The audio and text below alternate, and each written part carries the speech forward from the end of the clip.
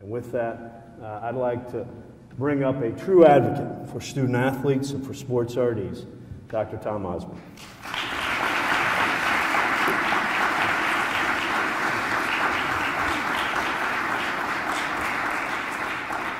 Thanks, Coach. Okay. Well, thank you. I think I'll talk from here, otherwise I feel like I'm in church and everybody's in the back of the room. And so it's a pleasure to be here and have a chance to visit with you. And you know, Dave, as you can imagine, has always been a fairly bright, fairly innovative individual. And he kind of reminds me of a young guy that I heard about not long ago who worked at a checkout counter in a grocery store. And a lady came in, and she was rather an attractive lady. Some people would even say she might have been a little bit ugly. And she said she wanted to buy a half head of lettuce. And the young guy said, well, he said, ma'am, we don't ever sell a half head of lettuce, we only sell a whole head of lettuce. Well, she became very angry, and she began to throw a fit, and people were backed up, and it was getting pretty tense. And so finally he said, okay, lady, he said, I'll go to the back store, and I'll see if I can find the manager, and we'll see what we can work out here. So I went to the back store, found the manager, and he said, you know, he said, there's this really ugly lady out front, and she wants to buy a half head of lettuce. And then he turned and saw that she'd followed him and was standing right beside him. And he said, and this lovely lady here would like to buy the other half. Well, after she had left, the manager was really impressed. He said, no, I've never seen anybody recover that quickly. He said, that was amazing. And he said, how'd you do that? He said, well, he said, you know, it's not that hard. He said, I'm originally from Massillon, Ohio. And Massillon, Ohio is noted for only two things. One is we have really ugly women. And secondly, we have great high school football teams. The guy kind of swelled up a little bit and he said, you know, he said, my wife is from Massillon, Ohio. I thought a minute and he said, and what position did she play? So, anyway, Dave reminds me a little bit of that particular guy. I understand the next speaker is going to talk about sleep deprivation.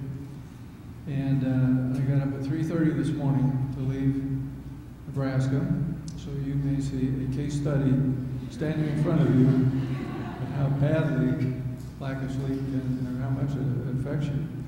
And I would like to mention that we have two nutritionists working at the University of Nebraska. Josh Hanks is right over here, and Lindsay Remmers, I assume, is.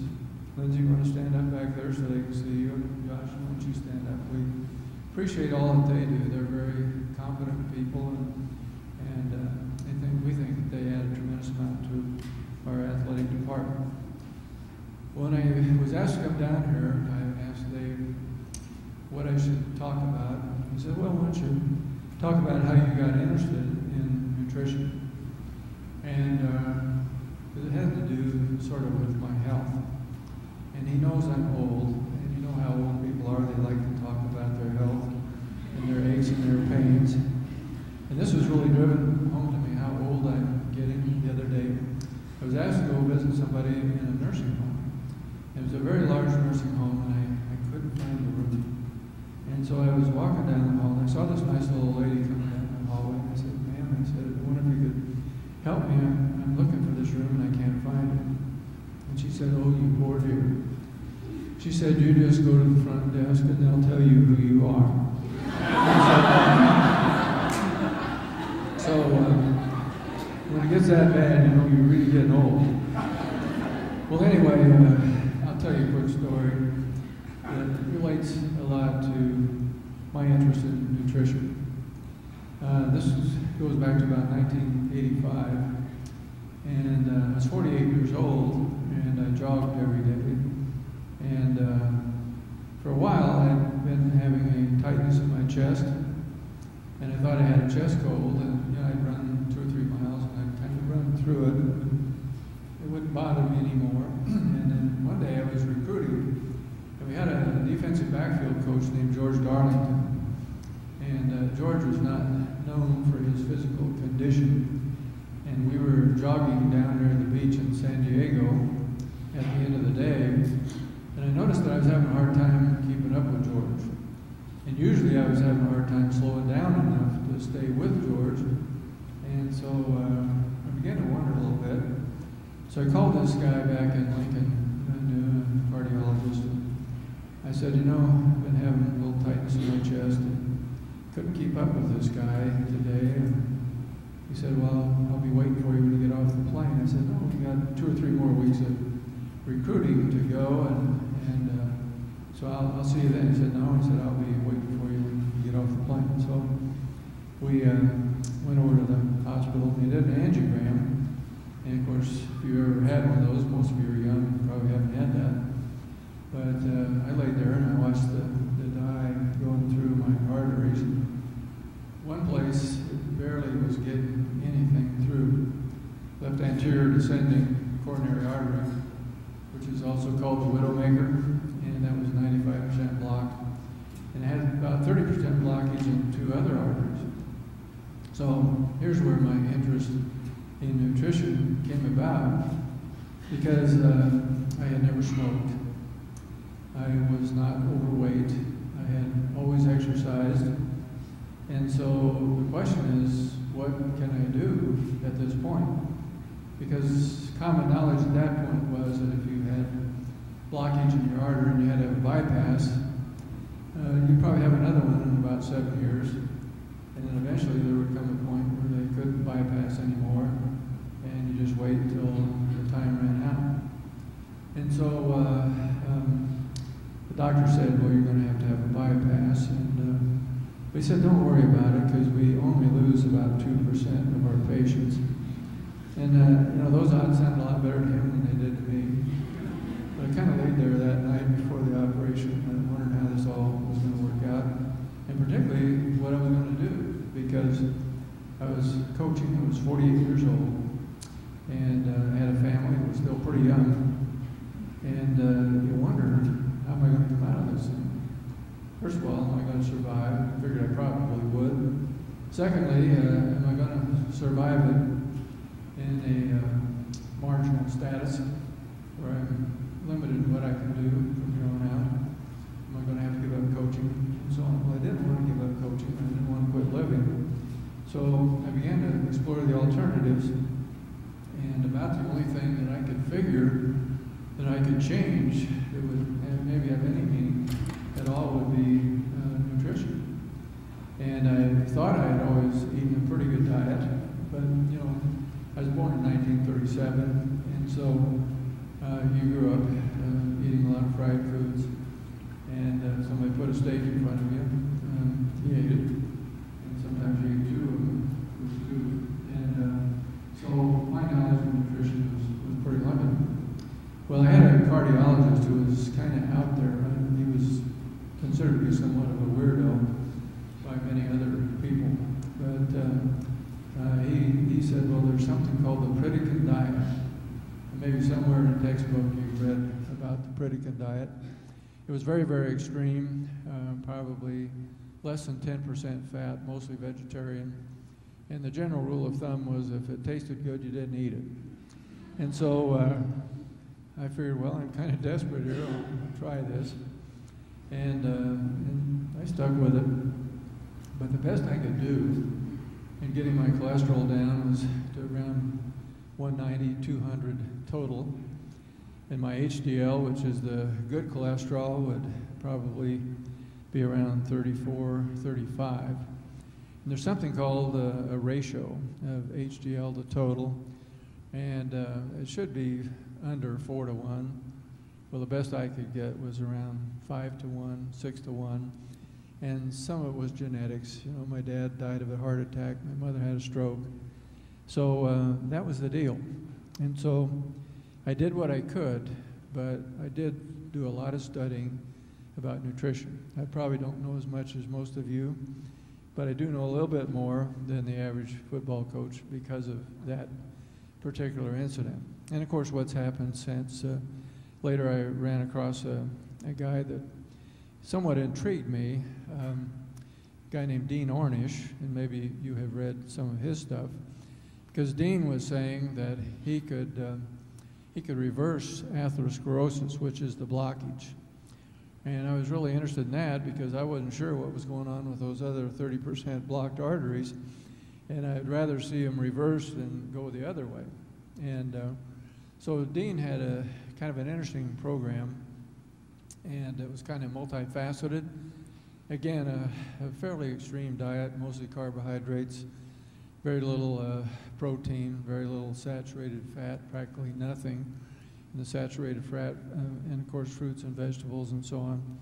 Exercise, and then he also promoted some type of small group support, because sometimes being isolated and lonely can be really harmful to your health. And in our culture, even though we have Twitter and we have all the social networking, sometimes we're really lonely, we're really isolated, and he felt that would be important, that would be helpful. He talked a lot about stretching and yoga, did some of that, and then something called meditation. And so I spend about 45 minutes to an hour every morning in prayer and or meditation, and sometimes both. And that kind of centers you. And so those are some of the things I did because I was kind of desperate to figure out what I could do. There was no medication at that point for cholesterol. And of course now we have the statins.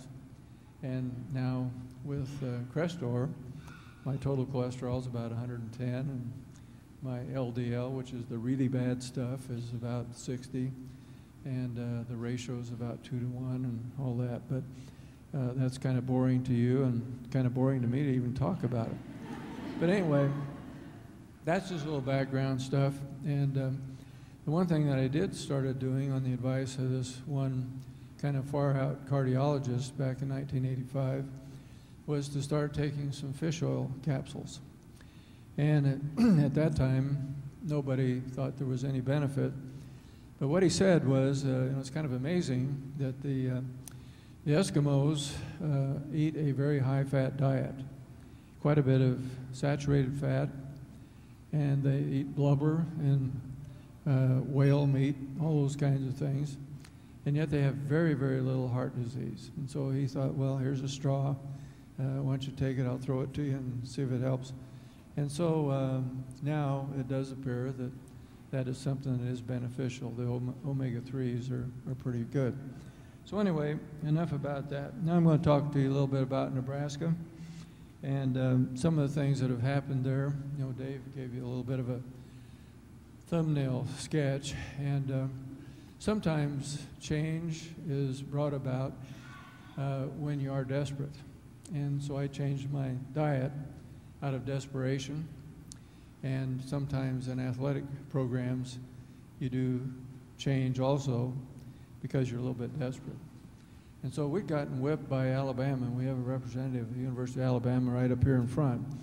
We lost 2 or 3 bowl games back in the 60s, and so we began to look at Alabama pretty hard, and we found that they had something called an off-season program. We'd never heard of one before.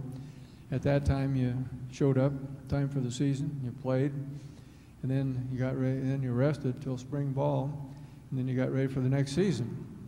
Well, Alabama was doing some stuff in the off season, some agility work and some different kinds of drills, and so we began to do that. And then we had 2 6 and 4 seasons, and that didn't sound too bad, but at Nebraska, that was bad. That was really bad, and so people were not happy. And so our coach, Bob Devaney, at that time, I was an assistant, was somewhat amenable to new ideas. And we had a guy who was a pole vaulter at that time named Boyd Epley. And Boyd had gotten into weightlifting and bodybuilding, and he gained some weight, and he was probably 220, 230 pounds. And the problem was that he was breaking all the poles. They were made out of bamboo, and they were kind of expensive, and he broke about 5 or 6 of these poles. And finally, the head track coach said, Boyd, probably be a good idea if you found something else to do besides be on the track team. So Boyd came to me and he said, you know, I think I could really help your football team with a weight program. And so we went in to see Bob Devaney, who was a little older, had been a high school coach. And back in those days, 1968, 1969, coaches didn't think weight training was any good at all. They thought it made you muscle bound. And so it's really not all that long ago. For me, it isn't that long. For some of you, it is because you weren't even born. But it was a new idea. And so I talked to him, and because of those 6 and 4 seasons, he was willing to try it. And so we started lifting weights as a football team and doing the agility stuff that we'd picked up at Alabama. And then all of a sudden we had a couple national championship teams in 1970 and 71. Now part of it was we really had some good players that came along, but part of it was some of the stuff that we changed. And so Boyd was, I guess, considered to be sort of the guru of strength training coaches. And he subsequently had about 65 of his former assistants who became full-time strength coaches in the NFL and college and so on. And one of those guys was Dave Ellis. And so I think it was about 1993 that when I was the head coach at this time, Dave convinced me that maybe the next wave, the next cutting edge might be nutrition. And so we said, okay, Dave, you go ahead and take it and run with it, see what you can do. And we'd always had a training table at Nebraska since I'd been there, 1962. But at that training table, I think mostly what we did was we tried to make sure everybody got enough calories. We didn't care what kind of calories they were. Just wanted a lot of food there, and we didn't care how it was prepared. It was just there. Well, of course, Dave put a different twist on that, tried to make sure that the right stuff was there, started doing some things with education, and of course, as you know, you can have a great training table, but if you don't do something to influence lifestyle and understanding of what nutrition does, it doesn't make much difference, because they're going to eat dinner and they're going to eat lunch and whatever. Then they're going to go out and have 3 Big Macs at 10 o'clock along with some French fries, and probably for the most part you've undone everything that you had done in the first place. So certainly there was an educational component as well. Dave also began to take care of our meals when we traveled, and I thought that was a real important addition. So anyway, we were fortunate to win some national championships in there, and people always have a tendency to associate whatever happened with whatever good or whatever bad happened. So Dave, of course, has taken full credit for the national championships. I'm not totally convinced that that was all of it, but he is. And he probably convinced a few other people along the way. So anyway, that's what we did. And of course, we added a female dietitian in 1998, which I think was important, because sometimes nutrition for male athletes and female athletes is a little bit different. As you know, some of the eating disorders are more predominant in female athletes and females in general, although males do have some of that. And so I think we have a good combination in having both a male and a female, and I think as a result we have pretty good rapport with our student athletes, and that has been important. I wanted to add a little bit about conversation about substance abuse, because I know that you folks are at least on the edge of that, maybe sometimes right in the middle of it. And the reason so many student athletes turn to steroids is simply because they're looking for an edge. As you know, the difference between being first and second in the 100 meters is sometimes about that much. And the difference between a national championship and being an also-ran sometimes is about that much. And so people are always looking for an edge.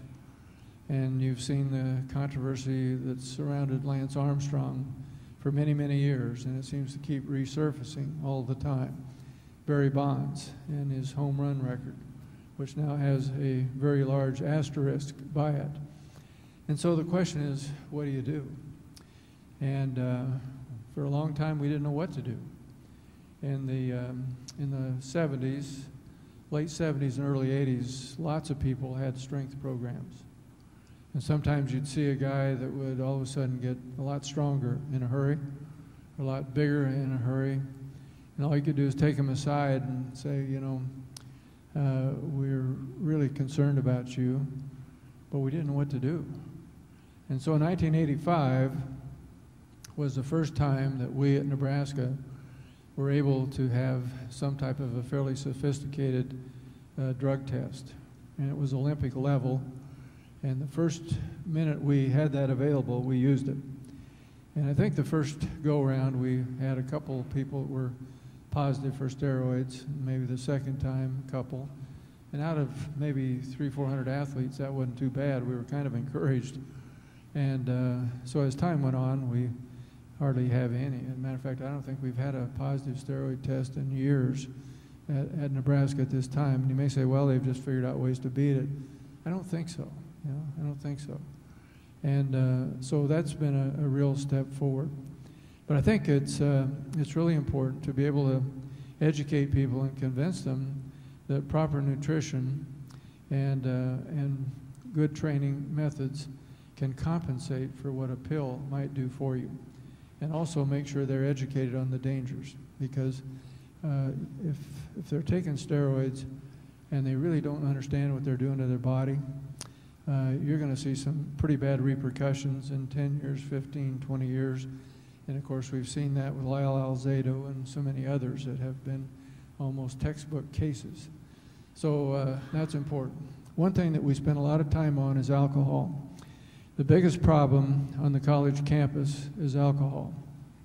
It's the leading cause of death on the college campus. We have about 1,700 college students that die each year because of alcohol-related incidents. That's about 3 times the rate of death at the height of the Iraq War, and yet nobody pays much attention to it. And probably going back over the years that I was a coach, I would say 90% of the really bad incidents that I had to deal with were alcohol-related. And so the best teams that we had were teams that decided to not use alcohol. And it was a team decision, and it was enforced internally. And we had something called the Unity Council that we started at Nebraska that was representative of the team, and they made sure that it was enforced. I couldn't be at every bar, I couldn't check every guy every night, but the players could. And so if you can get to a point where you've got abstinence, this whole business of drink responsibly, that's a lot of baloney, because college students don't drink responsibly. You know, they just don't do it. And so most of it's binge drinking, and most of it's drinking to the point of intoxication. And also, you can undo the good things that you did on the practice field and in the weight room and in nutrition. If you go out and drink a couple nights a week, you can undo all of it.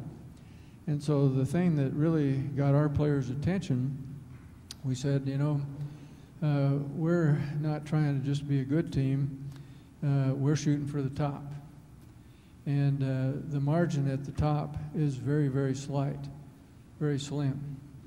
And so if you guys will abstain, and they're not doing that in Norman, and they're not doing that out in Boulder, and they're not doing that down in Manhattan, and on, it's going to give you about a 3 or 4 or 5% edge. And that's the edge that you're looking for. And so we think that that has been a very healthy thing. And many of our teams have done that. They have abstained and they've enforced it internally. So anyway, thought you might like to know that as well. Last thing I'll mention to you is this. I think balance is really important. And you guys focus on nutrition. Some people focus on strength training. Some people focus on practice, and so on. But I think the Greeks had a pretty good model about 4,000 years ago. They said a truly educated person is one who has balance in his or her life. And they said that there are really three dimensions of human experience. There's the physical dimension. You remember the Greeks had the Greek games and athletics. Secondly, there's the intellectual dimension. And of course, they were very intellectual people, mathematicians, scholars, philosophers. And then they said there's the spiritual dimension. And they said that someone who has grown and developed in all three areas is a truly educated person. A little different than what we think. We kind of compartmentalize, and we think of education having to do with the intellect, and we think of athletics having to do with the physical nature, and on and on. And they said that's not it. It's got to have balance.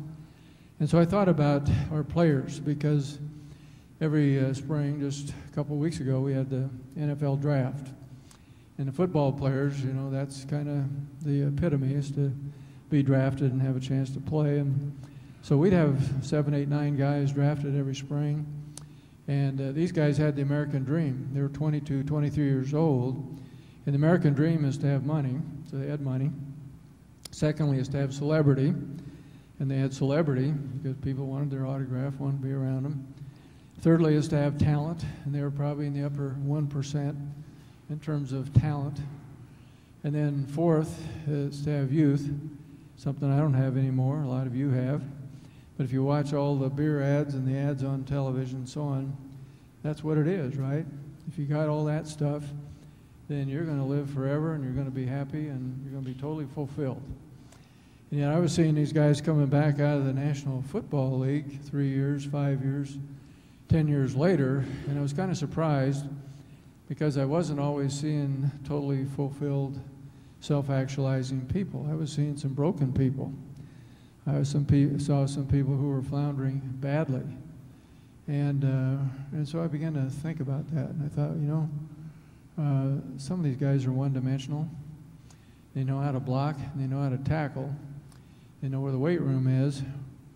But when the blocking and tackling was over, there wasn't anything in their life that gave them any direction or any purpose or any meaning. And then secondly, most of our guys had degrees, and you'd say, well, they would do fine because they had an education. But you know, if your whole identity from the time you were 8 or 9 or 10 years old was that of being a great athlete, that's what you were known for, and all of a sudden the knee injury hits, or all of a sudden somebody decides you're just not capable of serving their team anymore, and they cut you, and all of a sudden that identity is shattered. Again, that was something that they couldn't handle. And so I began to notice that some of our players had something more than that. They had a strong spiritual dimension. And so if they made the decision to take whatever they'd been given, their time, their talent, their resources, and instead of serving themselves, they decided to serve and honor God, it seemed to make a difference. And so those guys that had that bent seemed, no matter what happened to them, they would weave their way through, and they'd be okay, even though they certainly would experience some hardship. And so we felt that was important. You know, we factored in the spiritual dimension. We didn't preach at anybody. We didn't proselytize. We didn't say, you got to believe this. But we tried to surround them with people who understood that element. Tried to make that available to them. And really, spirituality is essentially dedicating yourself, your life, to something and to a cause larger than yourself, where you're not always concerned about me, myself, and I. And so it may have to do with religion. It may not. It could be something else. But I'd like to have you cognizant of that, because really, in a sense, to make this thing work, I think it's important to really deal with the whole person, not just deal with what they eat for breakfast and lunch and dinner, not just what they do in the weight room, what they do in the classroom. It's the whole deal. And we would like to have people come out of our institutions that are capable of going the next 40, 50 years in a productive way. And sometimes we miss the mark, I think. And so that's why I mentioned that to you. So anyway, probably enough for me. It's 11:30, or 11:30 in Central Time. It's 9:30 here. So thank you for your kind attention. It's a pleasure to be here, and want to wish you well, and thank Dave for asking me.